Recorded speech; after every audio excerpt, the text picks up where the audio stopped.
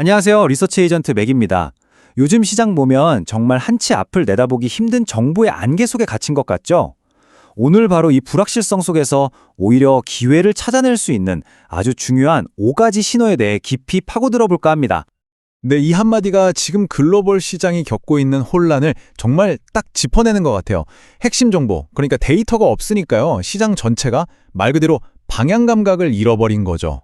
지금 투자자들이 딱 마주한 가장 큰 문제, 바로 사상 최장기 미국 정부 셧다운이 대체 어떤 상황을 만들었는지부터 한번 자세히 들여다보겠습니다.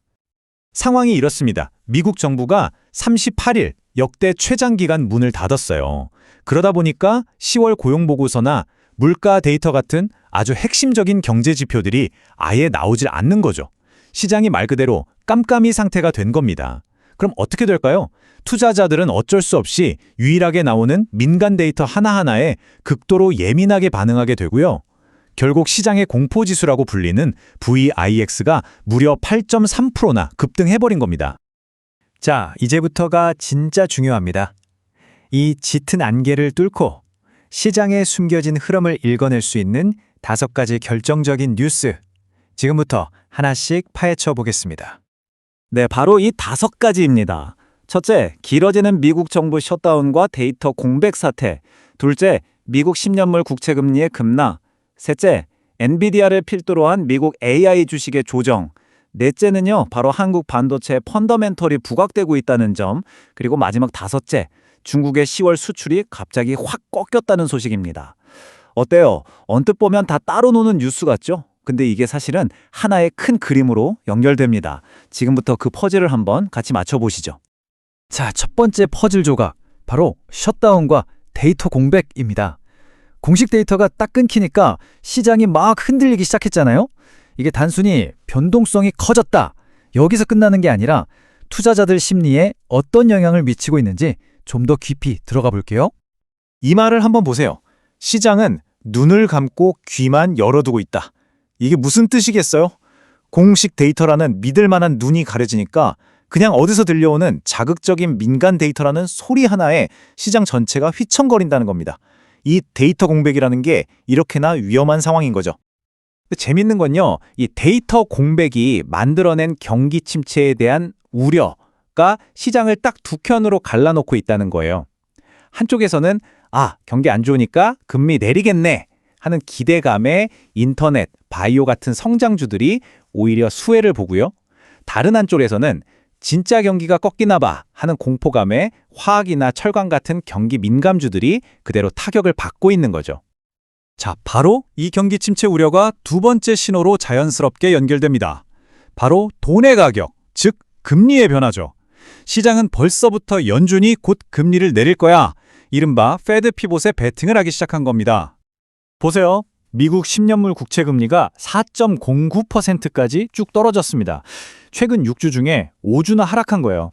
이게 뭘 의미하냐면 투자자들이 위험하다 싶으니까 안전자산인 국채로 돈을 옮기고 있다는 신호고요. 심지어 시장은 12월에 금리를 내릴 가능성을 벌써 68%나 가격에 반영하고 있다는 뜻입니다. 자, 이제 세 번째 뉴스로 넘어가 볼까요? 이번엔 기술주, 특히 AI 쪽에서 벌어지고 있는 아주 큰 사건입니다. 그동안 정말 뜨거웠던 AI 주식 열풍이 드디어 한계에 부딪히는 모습이에요. 차트를 보시면요, 나스닥이 1.9%, S&P 500 기술 섹터가 2% 빠졌습니다. 근데 진짜 놀라운 건 엔비디아예요. 일주일 만에 무려 9%가 급락했습니다. 그동안 계속 나왔던 AI 주식 너무 비싼 거 아니야? 하는 이 밸류에이션 과열 우려가 드디어 터져 나온 거죠. 자, 그럼 여기서 정말 중요한 질문 하나를 던져봐야 합니다. 엔비디아가 이렇게 일주일 만에 9%나 빠졌는데 그럼 우리나라 반도체 주식도 같이 폭락하는 걸까요? 이 질문에 대한 답이 오늘 분석의 가장 핵심적인 부분입니다. 그 답이요, 바로 네 번째 뉴스에 숨어 있습니다. 미국과 한국의 기술주 사이에 아주 극적인 분리 현상, 즉 디커플링이 시작되고 있다는 신호가 나오고 있거든요. 이게 오늘 이야기의 하이라이트입니다. 잘 들어보세요. 엔비디아 같은 미국 AI 주식은요, PER이 40배에 달해요. 한마디로 너무 비싸다는 밸류에이션 문제 때문에 조정을 받는 겁니다. 그런데 SK 하이닉스 같은 한국 반도체는요, 2026년 기준으로 PER이 6배에서 9배밖에 안 돼요. 이건 펀더멘탈, 즉 기업의 본질적인 가치에 비해 너무 싸다는 거죠. 심지어 HBM 공급이나 디램 가격 같은 실제 펀더멘탈은 계속 좋아지고 있고요. 하락하는 이유 자체가 완전히 다른 겁니다. 그래서 이런 결론이 나오는 겁니다. 이것이 바로 알파, 즉 초과 수익이 생성되는 지점이다. 시장은 엔비디아가 떨어지는 걸 보고 겁에 질려서 SK 하이닉스를 던질 거다. 우리는 탄탄한 펀더멘털을 믿고 그 하락을 사야 한다. 엔비디아 때문에 빠지는 건 PER 6배짜리 주식을 살 수 있는 마지막 기회다. 어떠세요? 이 불균형 속에 엄청난 기회가 숨어 있다는 거죠. 자, 이제 마지막 5번째 퍼즐 조각을 맞춰보겠습니다. 바로 중국 이야기인데요. 이 데이터는 글로벌 경기가 확실히 둔화되고 있다는 걸 보여주고, 그래서 우리가 왜 더더욱 옥석을 가려야 하는지를 명확하게 말해줍니다. 이 그래프 좀 보세요. 정말 충격적입니다. 중국의 10월 대미 수출이 작년보다 무려 25%나 급감했습니다. 전체 수출도 마이너스로 돌았었고요. 이건 뭘 의미할까요? 앞서 말한 AI 같은 특정 섹터를 제외하면 전반적인 글로벌 경제의 엔진이 식어가고 있다는 아주 강력한 증거인 셈입니다.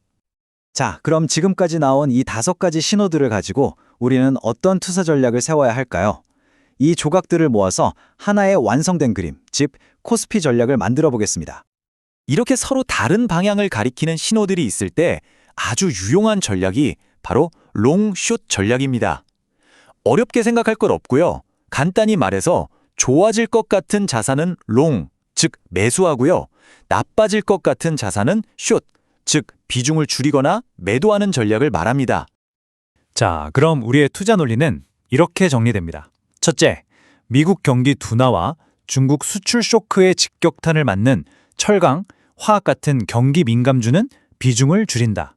둘째, 펀더멘털은 좋은데 엄청나게 저평가된 한국 반도체 주식은 산다.